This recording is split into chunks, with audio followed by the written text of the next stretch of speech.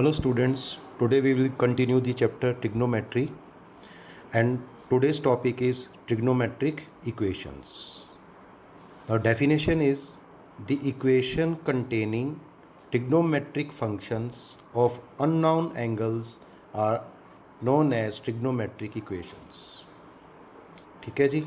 For example, sin x is equal to 0, cos x is equal to half, tan x is equal to -1 etc. are trigonometric equations. ऐसी equation जिसके अंदर trigonometric function होता है. देखिए, trigonometric function मतलब sine x, cos x, ten x, जो 60 ratios होते हैं वो होने चाहिए. ठीक है, और इक्वेशन फॉर्म में होना चाहिए. ये रहा ऐसी इक्वेशन जिसके अंदर ट्रिग्नोमेट्रिक फंक्शन होते हैं, उसको क्या बोलते हैं? ट्रिग्नोमेट्रिक इक्वेशन बोलते हैं. ये इसके एग्जांपल है. Sine x is equal to 0, cos x is equal to half, tan x is equal to -1. इस तरह से कोई भी इक्वेशन होगी वो ट्रिग्नोमेट्रिक इक्वेशन कहलाएगी. अब मेन हमने करना है क्या है इस चैप्टर में? हमने करना है solution of a trigonometric equation. ये क्या होता है? तो what do you mean by solution of a trigonometric equation? A solution of a trigonometric equation is the value of unknown angle that satisfy the equation. For example, suppose करो मेरे पास equation है sin x is equal to half. तो sin x is equal to half है. अब इसके अंदर जो अननाउन एंगल है, अननाउन एंगल कौन सा है यहाँ पे? x. तो x की कौन सी वैल्यू ऐसी डालेंगे जो इसको क्या करेगी? इक्वेशन को सेटिस्फाई करेगी. तो अगर हम x को डालेंगे π/6, तो x π/6 मतलब x कितना हो गया? साइन कितना हो गया? 30 डिग्री. 30 डिग्री की वैल्यू क्या होती है? हाफ. तो इक्वेशन को सेटिस्फाई करेगी. ऐसे अगर हम 5 π/6 डालेंगे इसमें तो ये सेकंड क्वाड्रेंट में जाएगा, है ना. तो पाई माइनस π/6 कितना हो जाएगा ये? तो ये भी आपका क्या हो जाएगा? इसको सेटिस्फाई कर जाएगा. तो पाई माइनस π/6 साइन π/6, तो वैल्यू क्या हो जाएगी? सेटिस्फाई हो जाएगी.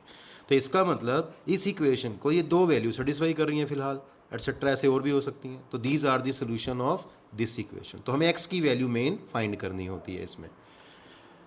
ठीक है, इसमें लिखा है because these value of x satisfy the equation, इसलिए ये इसके सोल्यूशन होंगे. सिमिलरली अगर हम equation cos x is equal to -half लेते हैं तो उस केस में भी x की वैल्यू 2π/3 हो सकती है. तो भी यही आएगा सॉल्व करने के बाद राइट एंगल की हेल्प से. अगर 4π/3 रखेंगे x की वैल्यू तो भी -हाफ आएगा. तो इसका मतलब x की ये वैल्यू इसको कर रही है सेटिस्फाई. तो ये इसकी जो x इज इक्वल 2π/3 एंड 4π/3 हैं, ये इसके क्या होंगे? सॉल्यूशंस होंगे. ठीक है, तो चलिए आगे देखते हैं. Now there are two types of solutions of trigonometric equation. तो दो तरह के सोल्यूशन पॉसिबल होते हैं ट्रिग्नोमेट्रिक इक्वेशन के. फर्स्ट नेम है प्रिंसिपल सोल्यूशंस और सेकंड नेम है जनरल सोल्यूशंस. ठीक है, तो दो तरह के सोल्यूशंस पॉसिबल होते हैं, प्रिंसिपल एंड जनरल. तो बारी बारी से डिस्कस किया जाएगा ये. तो फर्स्ट पॉइंट हम ले रहे हैं इसमें, प्रिंसिपल सोल्यूशन क्या होता है? The solution of a trigonometric equation for which x lies between 0 and 2π, 0 including number है लेकिन 2π इंक्लूडिंग नंबर नहीं है, आर कॉल्ड प्रिंसिपल सोल्यूशन. अगर सोल्यूशन अगर हम ट्रिग्नोमेट्रिक इक्वेशन का निकालते हैं और उसकी रेंज ही आ जाती है x की, तो x की रेंज क्या आती है? 0 से 2π. लेकिन याद रहे 0 इंक्लूडिंग नंबर है, 2π इंक्लूडिंग नंबर नहीं है. तो ये सारे सोल्यूशन जिस रेंज में लाई करेंगे उनको क्या बोलेंगे? Principal solution of trigonometric equation. तो यहाँ देखिए, जैसे मैंने ये इस तरह से दिखाया हुआ है आपके पास, first quadrant, this is second quadrant, this is third quadrant और दिस इज फोर्थ क्वाड्रेंट. तो याद रखना हमें क्या करना है? सिर्फ 0 से लेके 2π के बीच में चलना. एक्चुअली क्या है, 0 भी यहाँ आता है और रोटेशन लेने के बाद 2π भी यहीं पे ही आता है एंगल घूम के.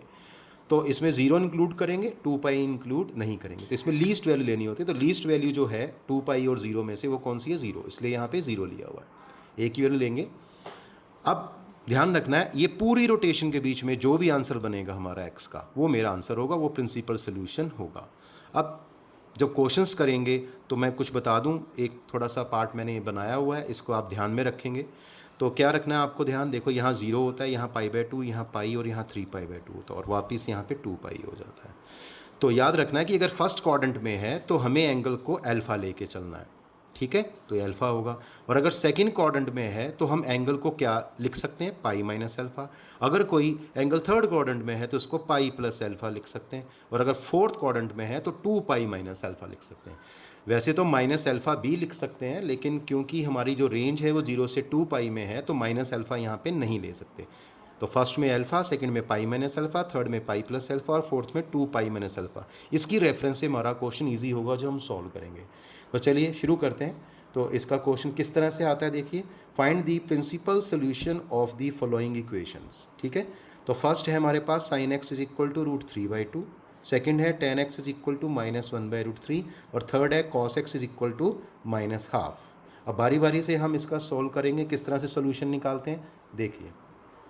तो देखिए फर्स्ट पार्ट लिखते हैं, we have sine x is equal to √3/2। अब आपको करना है क्या है, बहुत ईजी है, यहाँ लिखेंगे इक्वल साइन। अब आपको देखना है ये जो वैल्यू है ये साइन कितने रेडियन पे बनती है।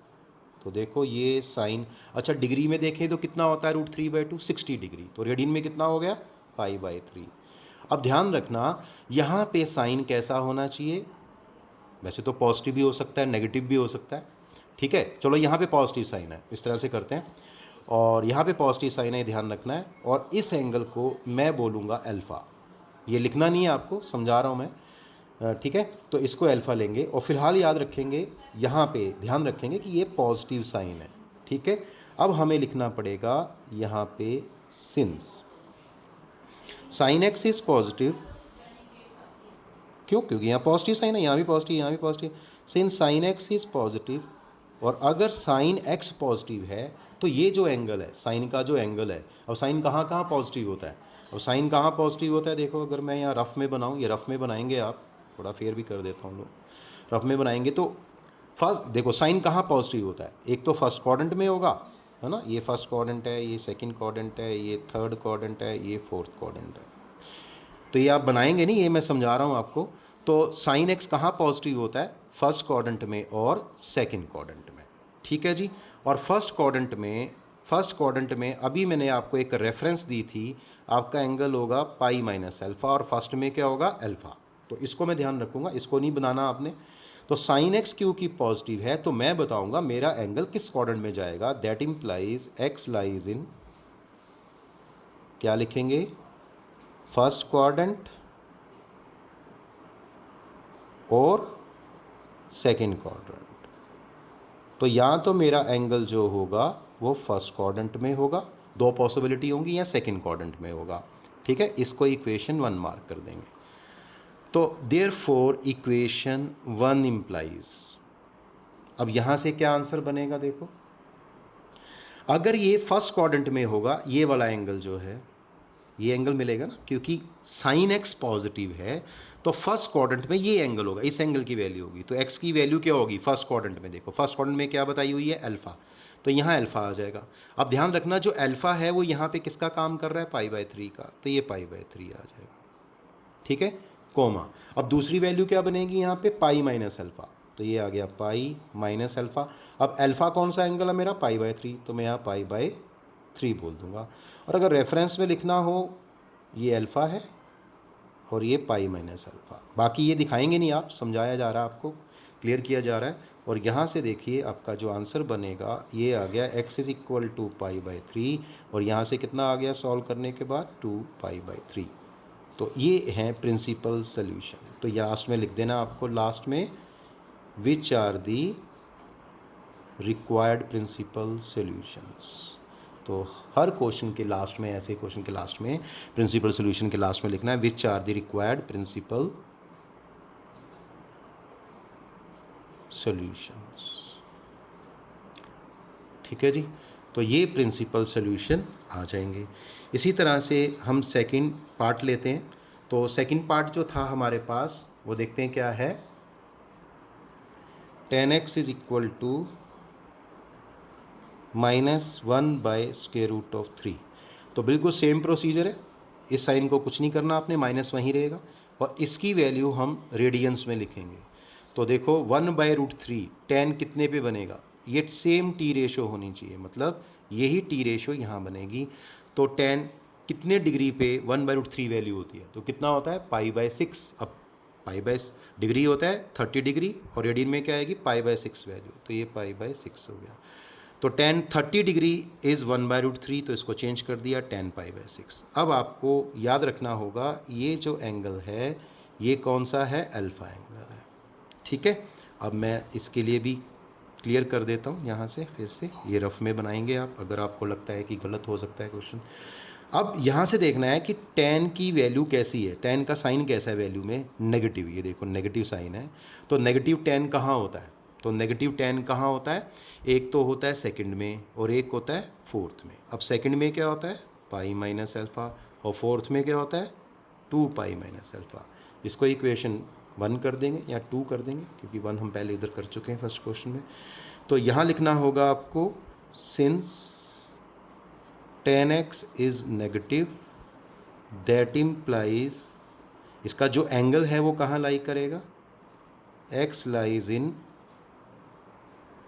सेकंड और फोर्थ क्वाड्रेंट। तो सेकंड और फोर्थ क्वाड्रेंट में लाई करेगा ये। तो देयरफॉर इक्वेशन 1 इम्प्लाइज, ठीक है, तो 1 इम्प्लाइज फर्स्ट इक्वेशन से क्या मिलेगा, जो x की वैल्यू होगी, देखो सेकंड क्वाड्रेंट में आंसर होगा पाई माइनस अल्फ़ा, लेकिन अल्फ़ा क्या है मेरे पास पाई बाय 6, और दूसरी वैल्यू है फोर्थ क्वाड्रेंट में, तो ये आएगा 2 pi minus alpha, alpha is pi by 6। अब थोड़ा और सॉल्व कर लेते हैं, सिंप्लीफाई कर लेते हैं। तो यहाँ से x की वैल्यू क्या आ गई सॉल्व करने के बाद 5 पाई बाय 6, और ये कितना आ गया 11 पाई बाय 6। तो यही हमारा आंसर होगा। और लास्ट में आप लिख देंगे which are the required principal solutions, which are the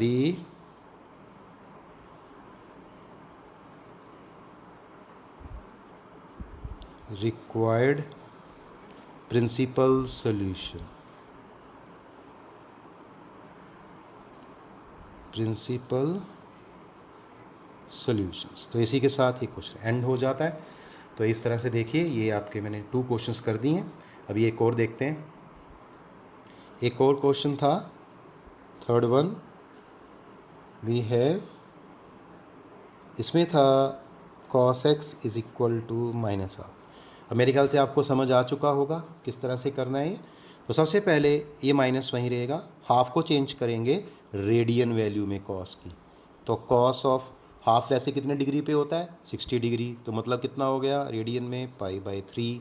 अब ध्यान रहे ये बनाएंगे नहीं आप, समझाया जा रहा है आपको, ये अल्फ़ा का काम करेगा एंगल। उसके बाद इसको फर्स्ट इक्वेशन करना है, फिर आपने बताना है कॉस का साइन कैसा है। तो कॉस एक्स का साइन देखिए कैसा है यहाँ पे, ठीक है जी।